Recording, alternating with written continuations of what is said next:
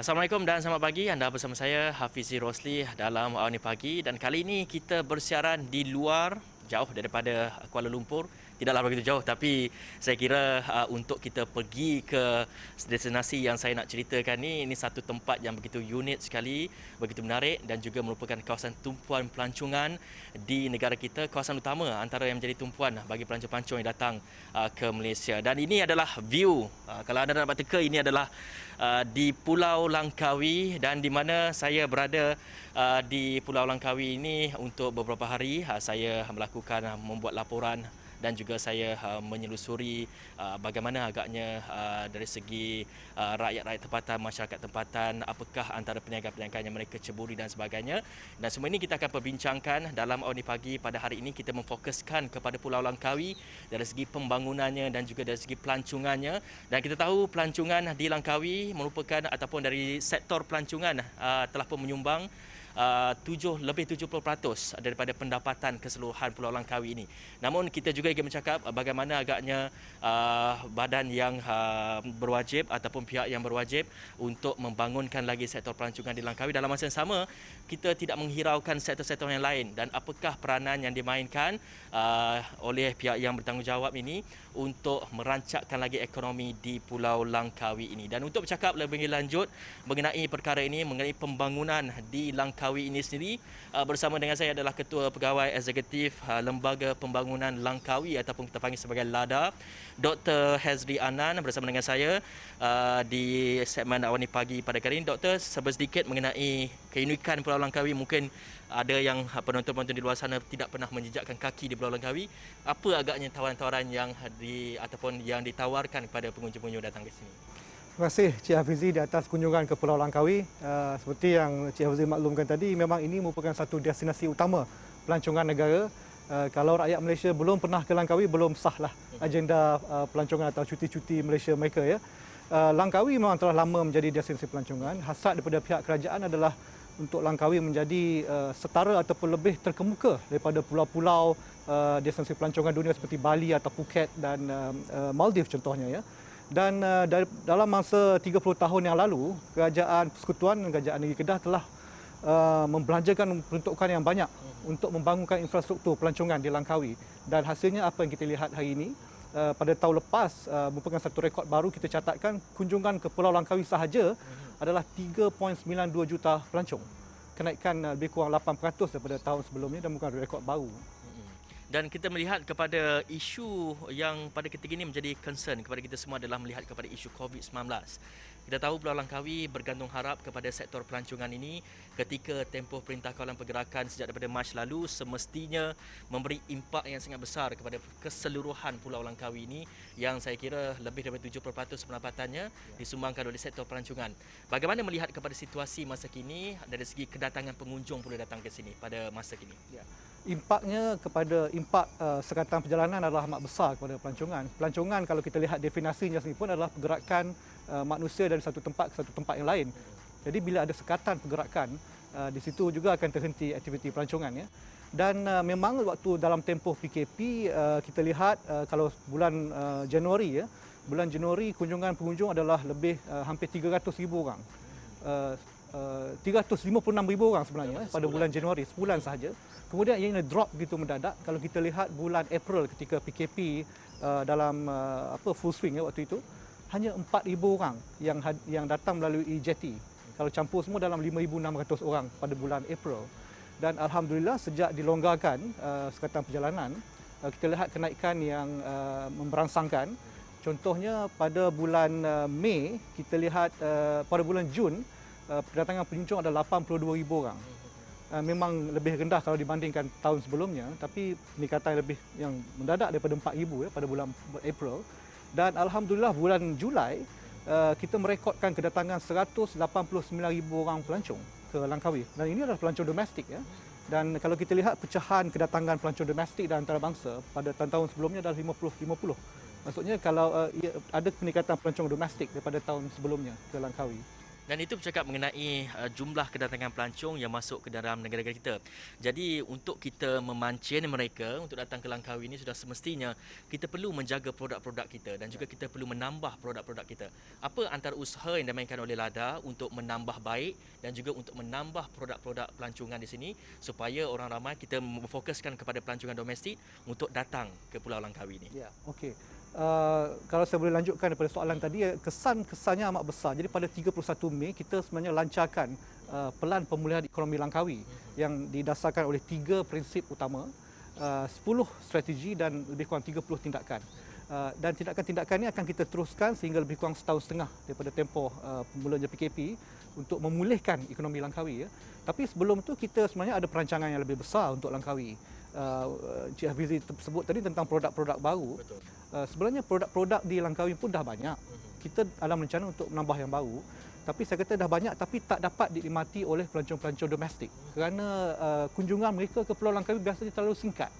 Datang biasanya 2 malam, 3 hari dan terpaksa bekerja-kerja di cable car, bekerja untuk beli coklat dan tiba-tiba dah habis waktu untuk ke ferry ya, ataupun ke airport. Jadi kita nak selepas PKP ini kita nak banyakkan package-package yang lebih menarik supaya orang stay di Langkawi lebih lama. Dan di sini mereka akan dapat nikmati berbagai produk pelancongan seperti island hopping, jet ski, nature trails kita juga sangat banyak di Langkawi. Ya. Langkawi sebuah UNESCO Global Geopark yang kita ketahui dan banyak produk-produk alam semula jadi yang tak sempat sebenarnya dinikmati oleh pengunjung tempatan. Jadi di situ kita nak panjangkan pakej-pakej percutian di Langkawi kalau boleh. Dan keduanya ada beberapa produk-produk baru yang sedang kita bangunkan. Contohnya di depan lapangan terbang antarabangsa Langkawi, kita sedang bangunkan sebuah premium outlet. Premium outlet ini akan memberi satu pengalaman retail yang baru kepada pengunjung ke Langkawi. Jadi tak hanya terhad kepada beli coklat dan beli perfume, lepas ni boleh beli barang-barang yang berjenama ya. Dan kita juga sedang bangunkan satu tempat di Kuala Sungai Melaka ni, kita panggil tempat ni orang tempatan panggil Pasir Benengung ya. Dan sini kita bangunkan lebih kurang 29 ekar. Akan kita bangunkan sebuah pembangunan yang ada beberapa hotel dan juga tempat yang kita kira sangat menarik untuk orang muda ataupun digital nomad ya, untuk datang dan bekerja daripada Langkawi. So they can come and stay in Langkawi and work from Langkawi.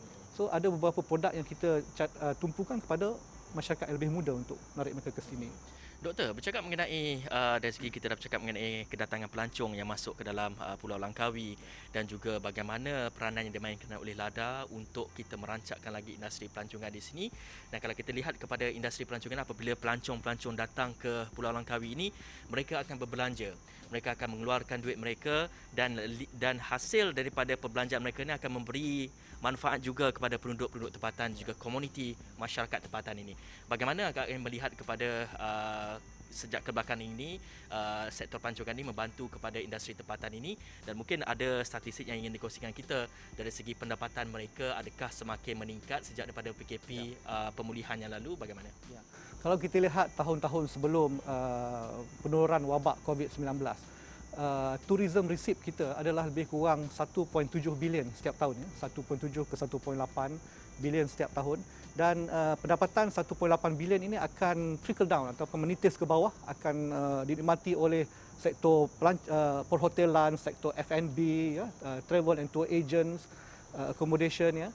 Dan seluruh rantaian akan dinikmati yang disebut tadi 70% daripada ekonomi bergantung pada pelancongan ya. Dan bila berlaku lockdown ataupun sekatan perjalanan, dah tentunya jumlah itu akan kurang dengan banyak. Dan tapi ianya bila kita lihat statistik itu kembali meningkat ya 189,000, kita bayangkan tahun ini mungkin untuk 2020 sasaran kita adalah supaya kita boleh capai 2.5 juta. Kalau tahun lepas 3.92 juta itu tahun yang luar biasa. Tahun ini luar biasa tapi negatif ya. Kita casakan 2.5 juta ya. Jadi kalau kita boleh kekalkan sehingga hujung tahun, kedatangan pengunjung lebih kurang 200,000 setiap bulan, insya-Allah kita akan capai 25 juta. Jadi 2.5 juta pengunjung ini akan memanfaatkan seluruh rantaian tadilah. Saya lihat sekarang ni ada kerana kunjungan pelancong domestik makin tinggi. Jadi perbelanjaan, spending untuk beli pinggan mangkuk contohnya untuk beli coklat itu pun juga meningkat ya, dan banyak sales yang sedang dilakukan. Dan kita kena nak galakkan orang datang ke Langkawi sehingga bulan Disember ini. Kita nak lancarkan sebenarnya Langkawi Great Sales yang akan bermula pada 1 September hingga penghujung Disember tahun ini. Ya. Dan inilah sasaran kita, dan kita dah bercakap dengan sektor retail, hotel, travel tour. Kita akan bagi package-package yang sangat menarik. Setiap outlet akan ada salesnya ataupun diskaun-diskaunnya sendiri.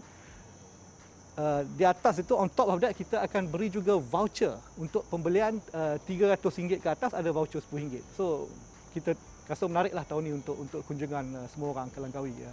Baik Doktor, masih lagi bercakap mengenai produk-produk pelancongan.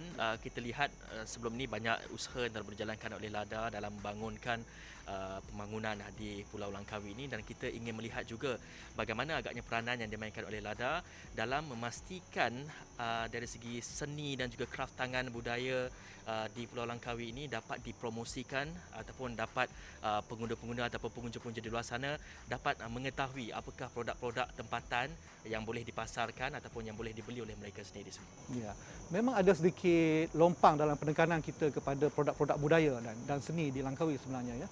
Kerana kita lebih tumpukan pada projek mega, projek yang hotel dan sebagainya, ya. Tapi sebenarnya Langkawi sendiri mempunyai pelbagai tarikan seni dan budaya dan sejarah yang perlu dikongsi oleh masyarakat di luar sana. Dan LADA sini memang menekankan sejak setahun yang lalu pembangunan new content, ya, konten baru untuk pelancongan yang menitik beratkan nilai-nilai sejarah, budaya dan juga seni. Ya. Contohnya pada tahun ini sebenarnya kita pada bulan April sepatutnya kita lancarkan Langkawi Festival, Pesta Langkawi, yang tujuannya adalah untuk menengahkan budaya setempat, ya, produk persembahan seni teater dan juga budaya-budaya tradisi orang utara. Bila kata Langkawi tak semestinya hanya budaya di Langkawi, tapi Langkawi ni orang-orangnya ada yang daripada Perlis, Kedah, Pulau Pinang dan sebagainya, ya, banyak daripada utara dan juga daripada KL. Tapi kita nak ketengahkan budaya utara di Langkawi ini. Jadi salah satu platformnya itu adalah Langkawi Festival itu sendiri. Ya. Dan pada masa yang sama kita sedang terbitkan beberapa micro dokumentari yang menengahkan budaya setempat lah. Contohnya ada seni bina rumah lama, rumah kayu Langkawi, ya, yang kita ketengahkan dengan pandai kayu yang seorang tua yang berumur 74 tahun. Kita rakamkan dalam satu dokumentari. Begitu juga dengan beberapa produk-produk budaya yang lain. Kita cuba ketengahkan dan war-warkan kepada masyarakat di luar sana. Baik, itu dari sudut produk-produk pelancongan, dan dalam masa yang sama kita nak tarik pelancong untuk datang ke Pulau Langkawi ini, semestinya kemudahan yang lengkap perlu dipersiapkan untuk kita menerima kunjungan daripada pelancong-pelancong. Apa agaknya antara penambahbaikan dari segi kemudahan, dari segi accessibility untuk mereka masuk ke Pulau Langkawi ini, bagaimana pula, dan kita ingin menyentuh juga mengenai COVID-19 ini, bagaimana agaknya saringan tahap kesihatan mereka, adakah memang ia diketatkan, namun kita juga ingin melihat mungkin ada langkah-langkah pencegahan ataupun langkah-langkah yang diambil oleh pihak LADA sendiri untuk memastikan tiadanya penularan, dan juga dapat memastikan pengunjung-pengunjung di sana percaya bahawa pulau ini selamat untuk dikunjungi. Sebenarnya infrastruktur asas seperti jalan raya, lapangan terbang, JT telah kita dah sempurnakan dalam beberapa dekad yang lepas. Cuma sekarang dengan berubahnya zaman, kita perlu menawarkan servis yang lebih bagus. Jadi contohnya di JT kita ingin ada satu kompleks JT yang lebih menarik, yang ada sedikit lebih pengalaman shopping di situ, dan ada tempat parking yang lebih luas, ya. Dan juga di airport kita cadangkan dalam kerajaan dalam cadangan untuk membesarkan lagi dan menyediakan juga, contohnya kita ada Qatar Airways yang datang ke Langkawi, yang Qatar Airways seperti kita tahu terhubung dengan 160 destinasi di seluruh dunia. Jadi kalau boleh kita nak ada sky bridge untuk kapal terbang daripada antarabangsa, ya. Jadi kita sedang lihat perkara itu. Keduanya mengenai SOP. SOP ini memang kita perhatikan. Kita dah mulakan di produk-produk milik LADA, anak syarikat LADA, contohnya di cable car. Kalau cable car sebelum ini hanya penumpang boleh naik 6 orang ke dalam satu gondola, sekarang dihadkan pada 4 orang. Dan yang lain-lain seperti sanitize tangan dan suhu itu standard lah di mana-mana juga di Langkawi, ya. Tapi memang ada kegusaran sedikit tentang social distancing di atas feri. Yang ini kita sedang berbincang dengan pihak-pihak yang terlibat, pihak swasta, bagaimana kita nak kukuhkan sikit kawalan di JT di sebelah Kuala Perlis dan juga Kuala Kedah supaya orang rasa lebih aman untuk datang ke Langkawi. Dan dalam masa yang sama, pembangunan komuniti juga adalah penting. Kita tahu sejak daripada PKP lalu ramai yang dibuang kerja dan sebagainya, dan anak muda juga mungkin ada yang menganggur dan sebagainya, tidak dapat mencari kerja dan sebagainya. Dan ini perlu juga dilihat ataupun mungkin ada perkembangan dan mungkin ada strategi yang dimainkan oleh pihak LADA bagi membantu anak-anak tempatan ini supaya mereka ni ada kerja dan dapat meningkatkan dari segi ekonomi mereka. Dan kita tahu populasi di Langkawi ini cukup besar, ratusan ribu saya difahamkan. Mungkin tenaga-tenaga ini kita boleh gunakan di dalam Langkawi ini supaya mereka ni tidak bekerja di pusat-pusat bandar lain. Kita nak kekalkan mereka untuk berada di Langkawi untuk majukan bumi mereka ini sendiri. Ya, penduduk Langkawi sekarang lebih kurang 110,000 orang penduduk di Langkawi, dan kalau kita lihat pendapatan isi rumah adalah yang tertinggi di negeri Kedah ni, daripada 12 daerah di Kedah. Langkawi pendapatan isi rumah lebih kurang RM6,000 berbanding Kota Star yang paling tinggi di Kedah mainland adalah RM5,000 ya. Jadi di situ kita lihat beberapa tahun lepas memang ada limpahan ekonomi kepada seluruh penduduk Langkawi. Memang bila adanya penularan wabak banyak yang terjejas. Kita ada buat survey sewaktu PKP, ramai yang hilang savingnya ya. Bila 3 bulan 2 bulan tak dapat bekerja ya. Jadi antara projek yang kita lakukan adalah kita libat dengan Persatuan Penjaja ya, Penjaja Pasar Malam, dan juga Persatuan Ibu Tunggal. Kita ada beberapa program untuk mereka. Contohnya untuk Penjaja Pasar Malam, kita libatkan mereka dengan projek jualan buah waktu musim durian kemarin ya. Dan ini kita keluarkan modal untuk mereka rolling dulu untuk jualan-jualan ya. Kemudian kita nak bergerak juga sebab kita lihat pergantungan ekonomi yang tinggi terhadap pelancongan ada risiko seperti yang kita lihat hari ini. Kita perlu memperbagaikan ekonomi setempat ni. Contohnya sekarang pertanian perlu juga diberi tumpuan ya. Dan kita sekarang ada satu projek di Ayah Hangat yang melibatkan komuniti. Kita nak tanam cendawan ya, cendawan tiram, dan ini setiap rumah cendawan boleh menghasilkan pendapatan sekurang-kurangnya RM2,500 sebulan. Dan kalau contohnya satu rumah cendawan kita beri kepada Persatuan Ibu Tunggal Langkawi. Dan kalau Persatuan Ibu Tunggal ni kalau mereka boleh jual sendiri di pasar malam, mereka boleh dapat 2 kali lipat pendapatan tu, dan kalau mereka jual sebagai bahan-bahan gorengan atau produk-produk lain lebih tinggi lagi ya. So kita mula melibatkan pihak swasta yang memang ahli dengan projek-projek sebegini untuk bawa komuniti dalam projek yang meningkatkan income mereka. Selain daripada itu, untuk travel and tour agent yang hilang pendapatan, kita sekarang ini ada satu siri retraining of the tourism players di Langkawi dengan kerjasama Langkawi Tourism Academy. Jadi kita kita train mereka macam how do you go digital ya, macam mana kita nak lebih terlibat dengan F&B ya, untuk mempelbagaikan pendapatan mereka-mereka yang terjejas pendapatan ya. Dan untuk komuniti Beach Boy contohnya yang lebih kurang 80 orang di Langkawi ini, kita sedang bekerjasama dengan mereka untuk bangunkan di pantai tengah tu, di Pantai Chinang, depannya ada Pulau Tepur, dan di situ kita akan bawa mereka ke Pulau Tepur untuk bangunkan Ridge Trail ataupun trail rintis di Pulau Tepur. Jadi ini cara-cara kita untuk melibatkan mereka-mereka yang menghadapi risiko lah dengan kelembapan ekonomi yang kita sedang berdepan ni. Baik, dan bercakap mengenai isu digital ini, kita tahu Pulau Langkawi sebelum ini telah pun mendapat pengiktirafan untuk menjadi pulau yang pertama mendapat jaringan 5G. Dan bagaimana ia dapat merancakkan lagi dari segi sektor pelancongan dan juga dari segi komuniti dan juga dari segi perindustrian lain di Pulau Langkawi ini. Yes, 5G di Langkawi adalah merupakan satu projek demonstrasi untuk kerajaan melihat bagaimana kita nak harus perdanakan di seluruh negara ya. Tapi memang besar potensinya. Contohnya saya sebut tadi tentang pembangunan di Pasir Berdengung di Kuala Sungai Melaka. Dan di situ kalau kita boleh kekalkan siaran 5G di sana, kita boleh libatkan kumpulan digital nomad ini untuk tinggal lebih lama. Kerana mereka boleh buat contohnya e-games di situ ya, dan berbagai-bagai aktiviti online yang lebih hebat lagi ya daripada sebelumnya. Dan kita boleh dengan 5G ini kita boleh juga meneroka smart farming ya. Contohnya sebuah kontena yang menanam produk sayuran yang tinggi. Satu kontena ni lebih kurang 1 ekar jumlahnya. Satu kontena kecil sama dengan 1 ekar. boleh mendatangkan pendapatan yang amat tinggi kepada tapi harus ada teknologi 5G ya. Baik.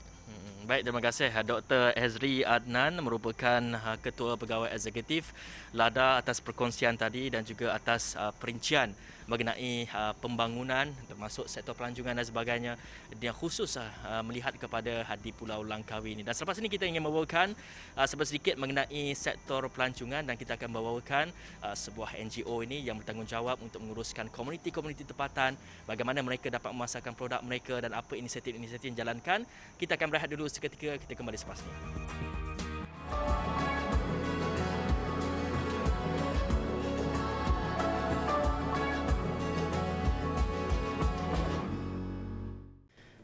Baik, kembali bersama saya Hafiz Rosli dan tadi kita dah bercakap lebih lanjut mengenai pembangunan di Pulau Langkawi oleh pihak LADA sendiri, oleh Ketua Pegawai Eksekutifnya, dan kali ini kita melihat kepada isu pelancongan. Bagaimana agaknya isu-isu pelancongan ataupun dari segi produk-produk pelancongan, dari segi perkhidmatan yang berkaitan dengan pelancongan ini boleh ditawarkan kepada pengunjung-pengunjung yang datang ke Pulau Langkawi. Dan bersama dengan saya adalah Encik Zainuddin Kadir, merupakan Ketua Pegawai Eksekutif Persatuan Pelancongan Langkawi, untuk berbincang dengan kita untuk menerangkan kepada kita mengenai isu pelancongan di Pulau Langkawi ini.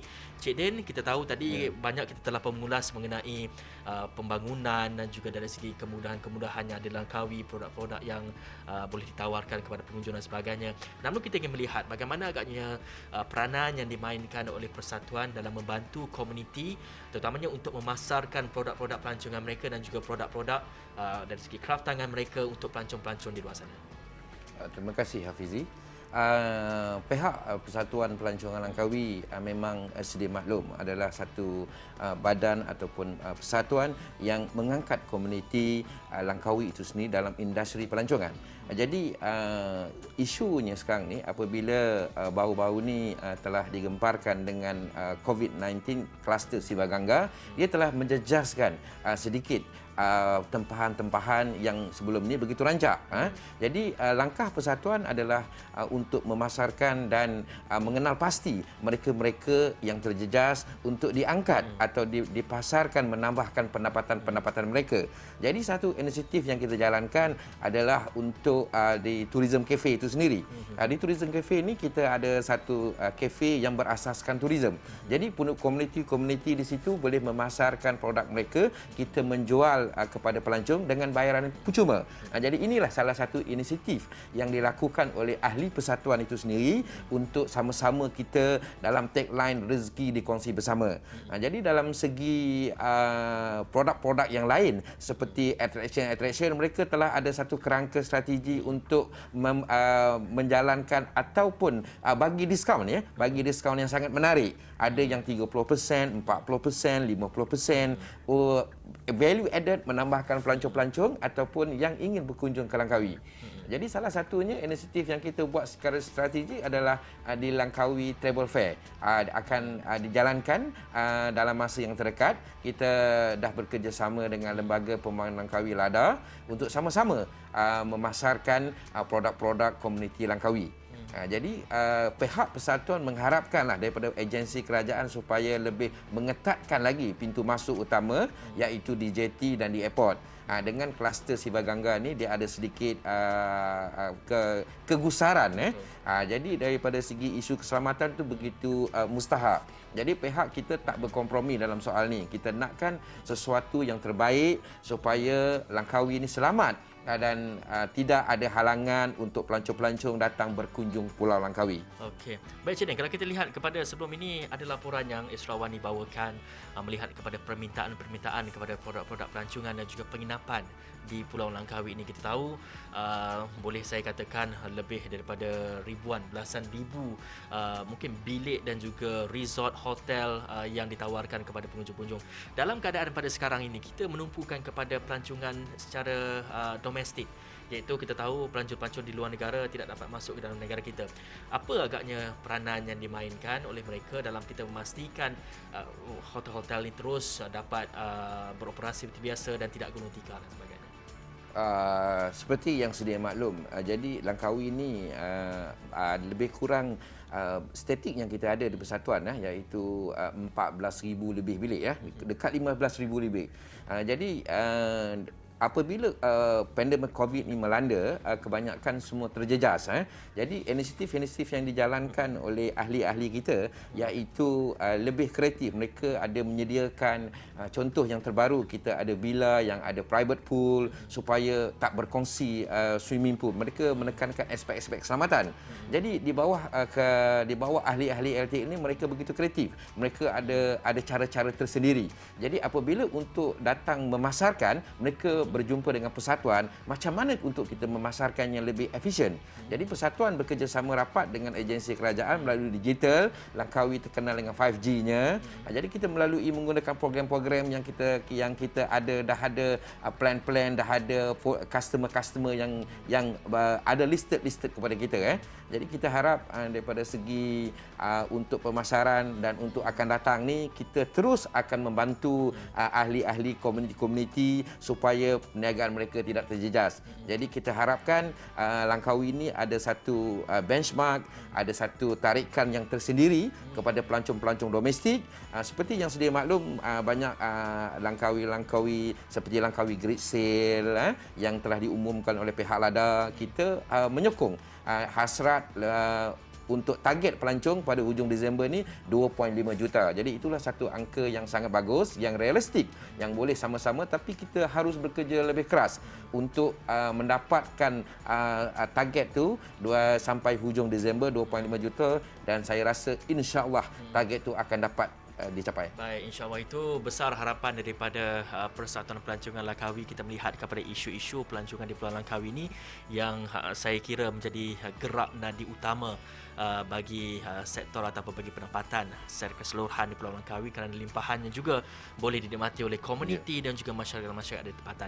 Terima kasih kepada Encik Zaruddin Kadir, merupakan Ketua Pegawai Eksekutif Persatuan Pelancongan Langkawi, atas perkongsian yang begitu mantap sekali bersama dengan kita, menyatakan suara-suara isi hati pengusaha-pengusaha dan juga komuniti, dan juga peranan yang dimainkan oleh LTA sendiri untuk memasarkan produk-produk komuniti supaya pengunjung-pengunjung dapat membeli dan sekaligus dapat merancangkan ekonomi di Pulau Langkawi ini sendiri. Dan untuk itu Awani Pagi berakhir di sini.